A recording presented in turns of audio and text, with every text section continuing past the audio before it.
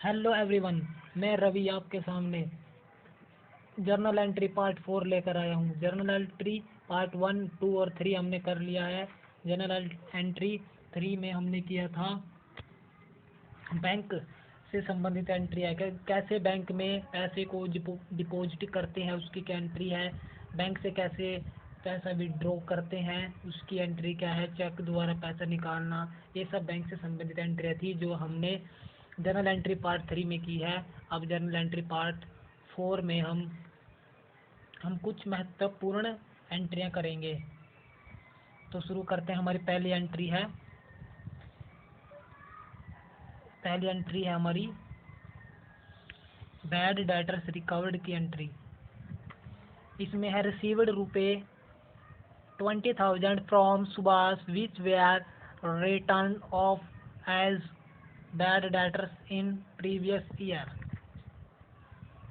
ये सुभाष से 20,000 रुपये प्राप्त किए जो कि पिछले वर्ष उसके खाते में डूबत ऋण के रूप में लिख दिए गए थे। यानी कि कहने की बात ये है कि जो बैड डेटर होते हैं वो डूबत ऋण होते हैं, और जब कंपनी का दिवालिया हो जाता है और कंपनी को यह पैसा देना होता है और वह पैसा नहीं दे पाती, तो उस समय उन पैसों को बैड डेटर्स में डेबिट कर दिया जाता है और टू जिसको पैसे देने उसका नाम लिख दिया जाता है।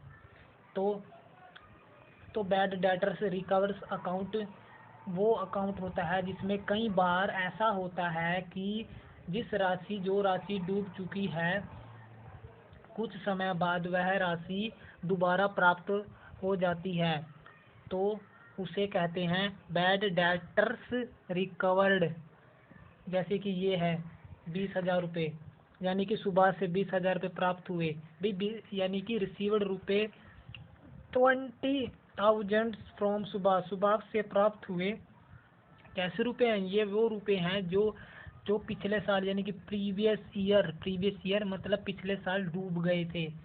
ठीक है, वो अब की बार प्राप्त हो गए, तो इसकी एंट्री बनेगी cash account debit to bad debtors record account 20,000, यानी कि कैश प्राप्त हो गया, जो डूबे हुए पैसे थे वो क्रेडिट हो जाएंगे।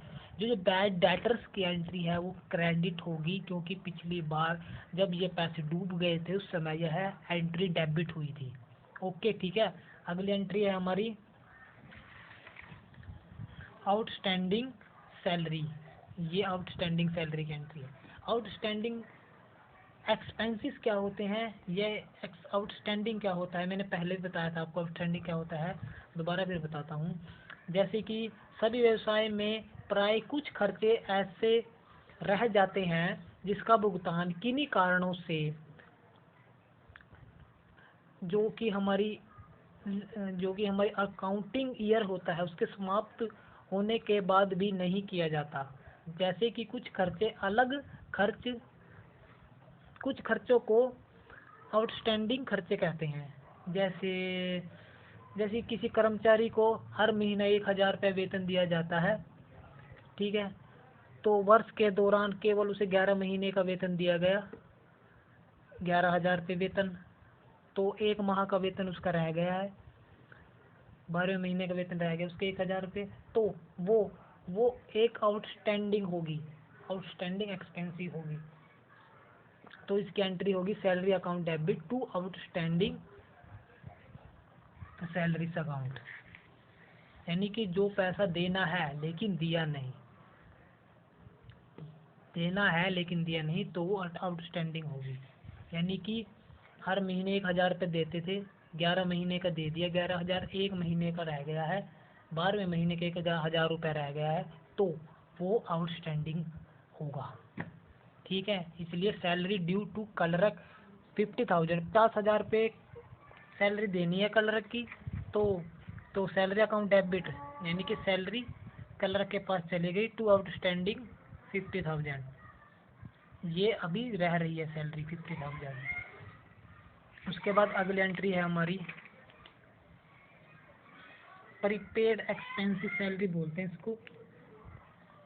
इसे ज़रा ध्यान से समझना थोड़ा, ये थोड़ी अलग सी एंट्री है, तीसरे नंबर की एंट्री। इसमें क्या है,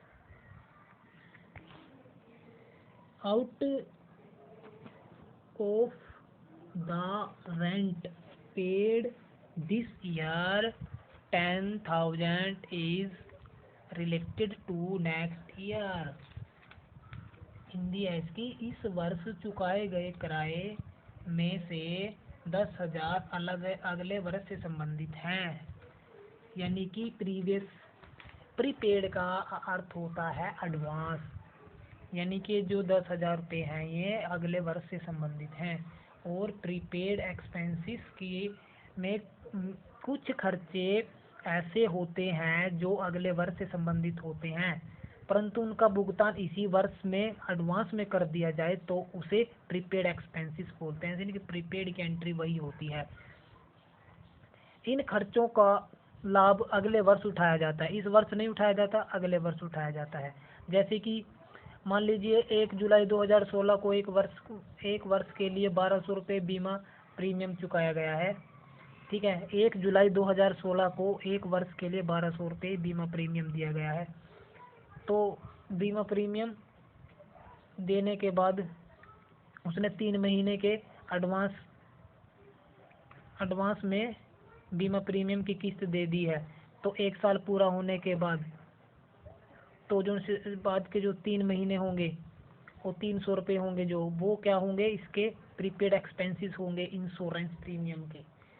ठीक है, और यहाँ पर हमने रेंट लिया है तो रेंट के एडवांस में दे दिए उसने 10,000 रुपये, तो prepaid rent account debit 10,000 to rent account. जो हमने एडवांस में पैसे दे दिए हैं पहले ही, यानी कि किसी को 10,000 रुपये हर महीना देना है, ठीक है, और उसे देने के बाद अगले साल की भी पेमेंट पहले ही कर दी है, उस समय तो ये हमारे लिए खर्चे होंगे, लेकिन आने वाले साल में हमारे लिए इनकम होगी, यानी कि हमारी लाभ होगा वो, तो उसे प्रीपेड कहते हैं। प्रीपेड मतलब एडवांस में पहले ही कोई चीज़ दे देना। ठीक है, इसकी एंट्री है। इसने क्या किया है, जो रेंट है, जो ये किराया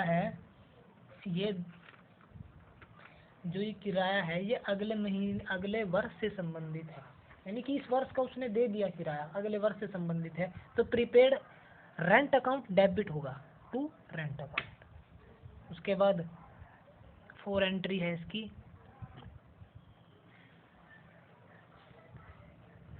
provide 10% depreciation on fuel furniture costing ₹50,000।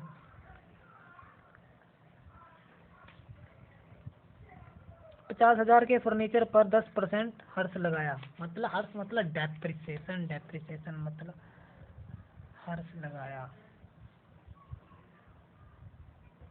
ठीक है, हर्ष मतलब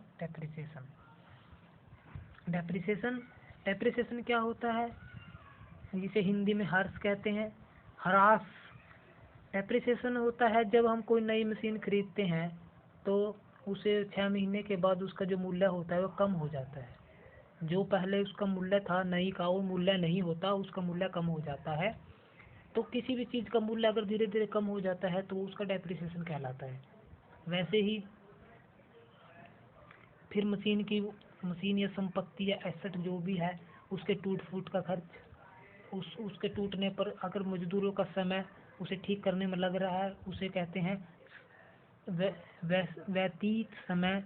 तो ये सब कारण जो है वो एक डेप्रिसिएशन को से संबंधित है। जैसे टूट फूट और समय व्यतीत होने के कारण संपत्तियां मतलब एसेट मतलब मान लो कोई भी मशीन वगैरह के मूल्य में स्थायी रूप से जो निरंतर कमी आती रहती है उसे डेप्रिसिएशन कहते हैं। स्थायी मूल्य में कमी आती रहती है उसे डेप्रिसिएशन कहते हैं। तो यहाँ पर क्या हो गया, फर्नीचर